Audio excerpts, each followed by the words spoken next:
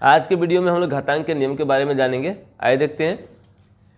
जैसा कि आप सब जानते हैं कि अगर a plus A plus A plus A लिखा हो तो अगर एक ही संख्या बार बार जोड़ के रूप में लिखा गया हो तो उसे छोटे रूप में लिखने के लिए हम लोग गुणा के रूप में बदल देते हैं। अर्थात 4 बार a लिखा है तो हम इसे 4 गुने a अर्थात 4a लिखते हैं।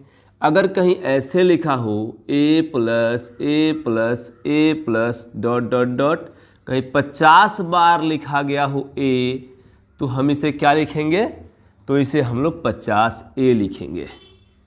ठीक है। अगर कहीं ऐसे हो कि a plus A plus dot dot dot m बार, अगर m बार a लिखा हो तो इसे हम कैसे लिख सकते हैं? m इंटू a अर्थात ma लिख सकते हैं। तो एक ही संख्या को यदि बार बार जोड़ा गया हो तो उसे छोटे रूप में व्यक्त करने के लिए हम लोग गुणा का प्रयोग करते हैं और इस प्रकार से हम लोग m गुने a या ma के रूप में उसको दर्शाते हैं। लेकिन अगर वही संख्या गुणा के रूप में अगर होता, अगर a गुने a अगर ऐसे दिया गया हो, गुणा में एक ही संख्या को 5 बार लिखा गया हो तो इसे छोटे रूप में दर्शाने के लिए हम लोग घात का प्रयोग करते हैं। तो यह a जो है यहाँ पे 5 बार है, 1 2 3 4 5, तो हम यहाँ a का घात 5 लिखेंगे। तो इस प्रकार से हम लोग घात का प्रयोग करते हैं और ऊपर वाले संख्या को हम घात कहते हैं, घात या घातांक कहते हैं, और नीचे वाली संख्या को हम आधार कहते हैं। तो यहाँ पर a आधार है और 5 घात है। अगर इसी को ऐसे लिखा गया हो a गुने डॉट डॉट डॉट, अगर 20 बार लिखा गया हो तो हम इसे a का घात 20 लिखते हैं। कहीं ऐसा हो कि a गुने डॉट डॉट डॉट m बार अगर लिखा गया हो तो हम इसे क्या लिखते हैं? हम लिखते हैं a का घात m। इस प्रकार से हम लोग संख्याओं को घात के रूप में प्रदर्शित करते हैं। तो इस प्रकार से हम लोग जाने कि घात कौन होता है और आधार कौन होता है। अब हम लोग घातांक के नियम को जानेंगे। आइए देखते हैं। सबसे पहले हम लोग ऐसी दो संख्याओं को लेते हैं जिनका आधार समान हो और उनमें गुणा का संबंध हो। देखिए, हमने सबसे पहले लिया दो संख्याएं जिनका आधार समान अर्थात 2 है और उनके बीच गुणा का संबंध है। तो ऐसी संख्याओं को हम कैसे गुणा करते हैं और इसके लिए क्या नियम होता है, आइए देखते हैं। सबसे पहले जैसा कि आप लोग जानते हैं कि 2 का घात 3 है, इसका मतलब है कि 2 को 3 बार गुणा करना पड़ेगा और 2 को जब 3 बार गुणा करेंगे तो 2 दूनी 4 दूनी 8 हो जाएगा। तो यहाँ 8 लिखना होगा। और फिर 2 का घात 4 करेंगे तो 2 को 4 बार गुणा करना होगा। तो 2 दूनी 4 दूनी 8 दूनी 16 होगा। तो 16 को यहाँ लिख देंगे और 16 में जब 8 से गुणा करेंगे तो कितना हो जाएगा? 128। और 128 का अगर हम गुणनखंड तोड़ते हैं, इसका भाज्य गुणनखंड करते हैं तो 2 से यह कटेगा 64, फिर 2 से 32, फिर 2 से 16, फिर 2 से 8, फिर 2 से 4, फिर 2 से 2, फिर 2 से 1, अर्थात इसमें 1 2 3 4 5 6 7, अर्थात इसे हम 2 का घात 7 के रूप में व्यक्त कर सकते हैं। तो आप देख रहे हैं कि 2 का घात 3 को जब 2 के घात 4 के साथ गुणा किए तो हमें क्या मिला? तो 2 का घात 7 मिला। इसका तात्पर्य हो रहा है कि हम अगर 2 के घात 3 का गुणा 2 के घात 4 के साथ करेंगे तो हमें क्या करना होगा कि दोनों के घातों को जोड़ देना होगा, अर्थात 3 + 4 कर देंगे तो 2 का घात 7 हो गया। तो इस प्रकार से हम देख रहे हैं कि अगर आधार समान है और गुणा का संबंध है तो घात को हम जोड़ देते हैं। आइए एक और उदाहरण लेते हैं। जैसे हमें 3 का घात 2 का गुणा 3 के घात 3 वाले संख्या से करना है तो 3 का घात 2 जब करेंगे तो हो जाएगा 3 त्रिका 9 और 3 का घात 3 जब करेंगे तो हो जाएगा 3 त्रिका 9 त्रिका 27 और 27 में जब 9 से गुना करेंगे तो यह हो जाएगा 9 सत्ते 63 हाथ में 6 9 दूनी 18 से 24 243। तो 243 का जब गुणनखंड तोड़ते हैं 3 से तो यह 81 मरतबे कटता है, फिर 3 से 27 मरतबे हो गया, फिर 3 से 9, फिर 3 से 3, इसका फिर 3 से तो 1, तो कितना 3 आया, तो 1 2 3 4 5 तो 3 आया। तो इसे हम लोग 3 का घात 5 लिख सकते हैं। अर्थात हम देख रहे हैं कि 3 का घात 2 गुने 3 का घात 3 बराबर 3 का घात 2 प्लस 3 अर्थात 3 का घात 5 आया। तो इस प्रकार से हम दोनों ही स्थितियों में देखें क्या कि अगर आधार समान है, गुना का संबंध है तो घात को जोड़ दिया जाता है। तो इससे एक नियम निकल के सामने आता है कि अगर a का घात m और गुने a का घात n हो तो हम इसे a का घात m प्लस n कर देते हैं। अर्थात जब दो संख्याओं के आधार समान हो और गुना का संबंध हो तो उनके घातों को जोड़ दिया जाता है। तो इस प्रकार से हम लोग पहला नियम देखें। अब आइए दूसरा नियम देखते हैं। अब आइए अब हम लोग ऐसी दो संख्याओं को लेते हैं जिनका आधार समान हो और उनके बीच भाग का संबंध हो।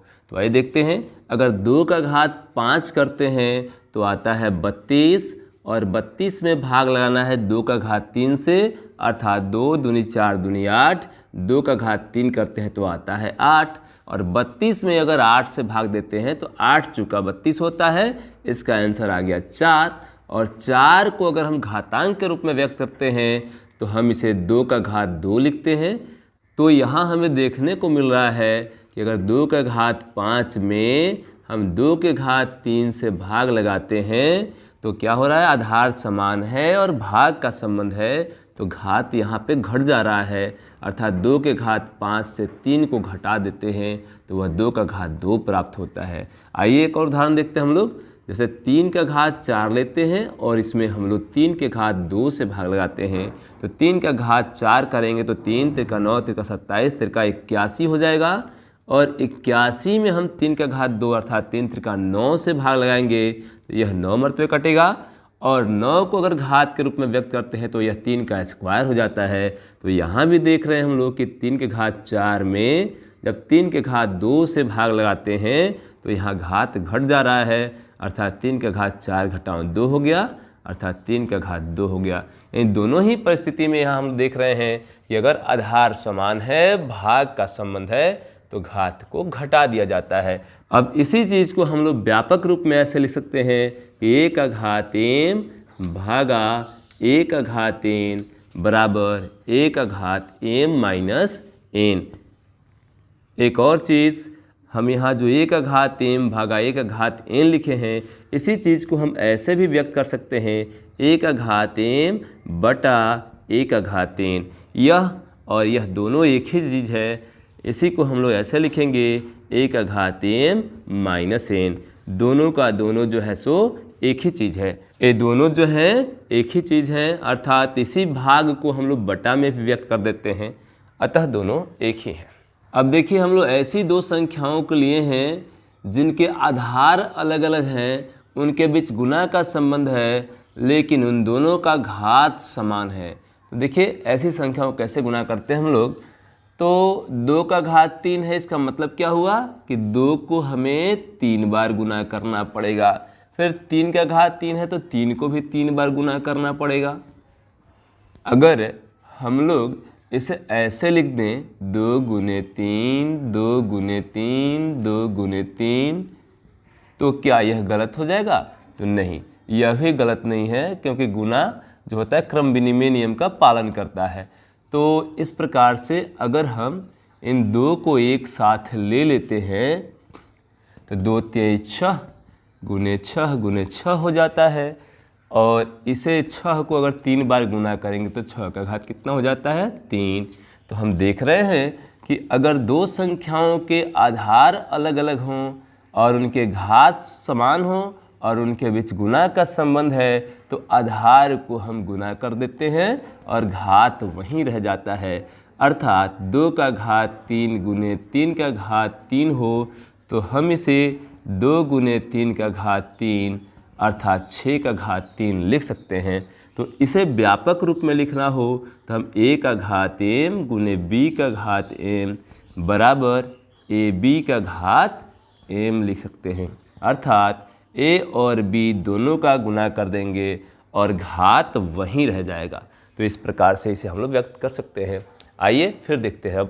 अब हम लोग ऐसी संख्या को ले रहे हैं जिनके आधार अलग अलग हैं और घात समान है और उनके बीच भाग का संबंध है। बटा का अर्थ भाग होता है। तो यहाँ पे 3 का घात 4 लिखा है तो हम इसे 3 गुने 3 गुने 3 गुने 3 लिख सकते हैं। 5 का घात भी 4 है तो इसे 5 गुने 5 गुने 5 गुने 5 भी लिख सकते हैं। अगर हम इसे चाहें तोड़ते हैं अगर इसे तो हम इसे 3/5 गुने 3/5 गुने 3/5 गुने 3/5 के रूप में लिख सकते हैं। और 3/5 का गुना जो है सो 4 बार है तो हम इसे 3/5 का घात 4 लिख सकते हैं। तो इस प्रकार से अगर दो संख्याओं के आधार अलग अलग हों, घात समान हो और उनके बीच भाग का संबंध हो तो आधार में आधार से भाग लगा देते हैं और घात वही संख्या रह जाती है। अर्थात 3/5 का घात 4 लिख सकते हैं। अर्थात अगर 3 का घात 4/5 का घात 4 हो तो हम इसे 3/5 का घात 4 लिख सकते हैं। अगर इसे व्यापक रूप में व्यक्त करना हो तो हम ऐसे लिखते हैं a का घात m बटा b का घात m बराबर a बटा b का घात m। और a का घात m बटा b का घात m को हम ऐसे भी व्यक्त कर सकते हैं a का घात m भागा b का घात m बराबर a भागा b का घात m। यह दोनों का दोनों एक ही चीज़ है, अलग नहीं है। तो इन दोनों को हम लोग ऐसे व्यक्त कर सकते हैं। आइए अब इस नियम के आधार पर एक उदाहरण की चर्चा करते हैं। जैसे अगर 12 का घात 4 दिया गया हो और मुझे इसमें 3 के घात 4 से भाग लगाना हो तो मैं क्या करूँगा कि 12 में 3 से भाग लगा दूंगा और इसका घात 4 लिख दूंगा। अर्थात 12 को जब 3 से भाग देंगे तो 4 होगा, 4 से कटेगा और इसका घात कितना रह जाएगा 4। और 4 का घात जब 4 करेंगे तो 4 चौका 16 चौका 64 चौका 256 और यहाँ हम 256 आंसर निकाल लेंगे। अब अगर कोई संख्या a हो और इसका घात n दिया हो और a का घात n बराबर b हो तो हम अगर n को इधर भेजना चाहते हैं तो किस प्रकार से भेज सकते हैं। जैसा कि आप जानते हैं कि अगर किसी समीकरण को हम हल करते हैं और बराबर के इधर कोई संख्या प्लस में हो तो इधर भेजते हैं तो वह माइनस में चला जाता है। अगर माइनस में हो तो भेजते हैं तो वह प्लस में चला जाता है। गुना में हो तो भेजते हैं तो भाग में जाता है और भाग में हो भेजते हैं तो वह गुना में चला जाता है। उसी प्रकार से अगर किसी संख्या का घात n हो तो इस n को जब इधर भेजते हैं तो वह a बराबर b का घात 1/n हो जाता है, क्योंकि b का घात 1 यहाँ पहले से ऑलरेडी 1 यहाँ उपस्थित रहता है, वह जा कर के इस 1 के बटा में चला जाता है। इसे एक और तरीके से हम लोग दर्शा सकते हैं। अर्थात हम लोग चाहें तो करनी के रूप में भी इसे लिख सकते हैं और इसमें n जो होता है इस करनी में लिख देते हैं और भीतर b हो जाता है। ऐसे एक जो है सो b के घात के रूप में रहता है तो एक रहे या ना रहे उससे कोई फर्क नहीं पड़ता है। एक और उदाहरण देखते हैं हम लोग कि अगर a का घात 3/4 लिखा हो तो हम इसे √a का घात 3 लिखते हैं और इस करनी में 4 को अर्थात नीचे वाले घात को हम करनी में और ऊपर वाले घात को a के साथ यानी संख्या के साथ लिखते हैं। तो इस प्रकार से हम लोग ऐसे व्यक्त करते हैं। अब आइए कुछ और उदाहरण देखते हैं हम लोग। एक और चीज़ यहाँ जानना है कि अगर a का घात m बराबर b का घात m हो, ये दोनों संख्याएं आपस में बराबर हों, चूँकि इनका घात समान है तो ये संख्याएं उसी समय बराबर हो सकती हैं जब a और b दोनों आपस में बराबर हों। अगर a और b आपस में बराबर नहीं होंगी तो यह कभी भी आपस में बराबर नहीं हो सकते हैं। यानी अगर दो अलग अलग चर दिखाई दे रहे हों और उनके घात समान हो और दोनों आपस में बराबर हों तो यह तभी संभव हो सकता है जब a और b आपस में बराबर हों। एक और चीज़ देखते हैं हम लोग, अगर आधार समान हो और घात चर के रूप में दिया गया हो x y और दोनों आपस में बराबर हों तो ये दोनों आपस में तभी बराबर हो सकते हैं जब x और y आपस में बराबर हों। तो ऐसी परिस्थिति में x और y आपस में बराबर होते हैं और इस परिस्थिति में आधार a और b आपस में बराबर होते हैं और इस परिस्थिति में घात यानी x और y आपस में बराबर होते हैं। अब हम लोग जानेंगे कि किसी संख्या का घात अगर शून्य हो तो उसका मान क्या होता है। जैसे 5 का घात शून्य है तो इसे हम लोग 5 का घात 2 घटाओ 2 लिख सकते हैं। जैसा कि आप लोग शुरू में पढ़े हैं कि यदि दो संख्याओं के आधार समान हो और उनके बीच भाग का संबंध हो तो हम क्या करते हैं कि घात को घटा देते हैं, अर्थात a का घात m भागा a का घात n हो तो हम क्या करते हैं कि a के घात m में से n को घटा देते हैं, अर्थात a का घात m माइनस n लिख देते हैं। तो इस प्रकार से अगर दिया रहता है तो हम इस रूप में लिख देते हैं, लेकिन अगर हमें इस रूप में दिया गया हो तो इसे हम लोग कन्वर्ट करके इस रूप में भी लिख सकते हैं। उसी प्रकार से आप देख रहे हैं यहाँ हम लोग कि 5 का घात शून्य था तो 5 का घात 2 घटाओ 2 के रूप में लिख दिए और घात में घटाव का संबंध है, अर्थात यह तभी संभव हो सकता है जब आधार समान हो और उनके बीच भाग का संबंध हो, तभी हम लोग घात को घटाते हैं। तो इस प्रकार से 5 का स्क्वायर करेंगे तो क्या होगा 25 और 25 में 5 का स्क्वायर अर्थात 25 से भाग लगाएंगे तो क्या आंसर आएगा 1, क्योंकि आप सभी जानते हैं कि समान संख्या से समान संख्या में अगर भाग लगाते हैं तो भागफल हमेशा 1 प्राप्त होता है। इसी प्रकार किसी भी संख्या के लिए शून्य को छोड़ करके किसी भी अन्य संख्या के लिए जब संख्या का घात शून्य हो तो उसका मान 1 आता है, लेकिन यह होता कब है जब a जो हो वह शून्य के बराबर नहीं हो, अर्थात किसी भी संख्या का घात शून्य है तो उसका मान क्या होता है 1 होता है, लेकिन कब होता है जब a शून्य के बराबर नहीं होना चाहिए। अब आइए अब हम लोग देखते हैं कि अगर 5 का घात -2 हो तो इसे हम लोग कैसे व्यक्त करते हैं। तो देखिए 5 का घात यहाँ -2 है तो इसे हम लोग ऐसे लिख सकते हैं कि 5 का घात 3 घटाओ 5, ऐसे लिख सकते हैं 5 के घात -2 को। तो और घात जब घटाव में है तो यह तभी संभव है जब भाग लगा हो, आधार समान हो और उनके बीच भाग का संबंध हो, अर्थात यहाँ इसका घात 3 और इसका घात 5 हो। तो इसे हम लोग 5 का घात 3 बटा 5 के घात 5 के रूप में व्यक्त कर सकते हैं। तो इसे हम लोग चाहें तो 5 गुने 5 गुने 5 बटा 5 गुने 5 गुने 5 गुने 5 गुने 5 लिख सकते हैं। तो 3 ठो 5 से 3 ठो 5 कट गया और बराबर 1 बटा 5 गुने 5 हो गया, अर्थात 1 बटा 5 स्क्वायर हो गया। अर्थात संख्या का घात अगर माइनस में हो तो 1 बटा वही संख्या लिख करके और उसका घात हम क्या करते हैं प्लस में लिख देते हैं। अर्थात इसे हम लोग ऐसे लिख सकते हैं कि अगर a का घात -m हो तो इसे हम लोग 1 बटा a का घात प्लस m लिख सकते हैं।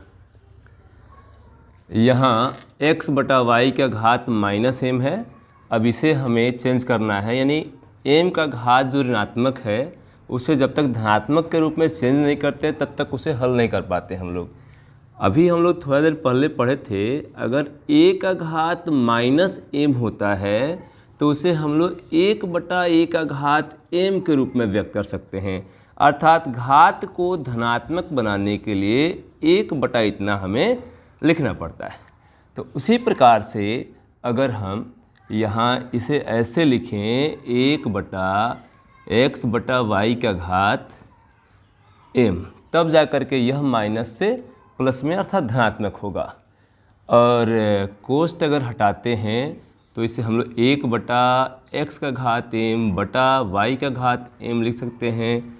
और 1 में भाग है इससे, तो इसे हम लोग अगर व्यक्त करते हैं तो बराबर 1 भागा x का घात m बटा y का घात m लिख सकते हैं, जो जब गुना में चेंज होगा तो 1 गुने y का घात m बटा x का घात m हो जाएगा, जिसे गुना करके हम लोग y का घात m बटा x का घात m लिख सकते हैं, जिसे y बटा x का घात हम लोग m कर लेंगे। अर्थात जब भी हमें ऐसा संख्या मिलेगा x बटा y का घात m माइनस m और इसे हल करना होगा तो हम क्या करेंगे, सीधे y बटा x लिख देंगे और इसका घात प्लस m कर देंगे। तो इतना ही से हमारा क्वेश्चन सॉल्व हो जाएगा। और इसका घात क्या, माइनस से प्लस में अर्थात धनात्मक घात वाला हो जाएगा। जैसे मानता हूँ कि क्वेश्चन आ जाए कि 2/3 का घात -2 है, तो इसका मान ज्ञात कीजिए, तो हम क्या करेंगे, 3/2 का घात +2 कर देंगे और इसका मान निकाल लेंगे। अर्थात 3 का घात 2 होगा तो 9 और बटा 2 का घात 4, यही हमारा आंसर हो जाएगा। बस आज के वीडियो में इतना ही। धन्यवाद।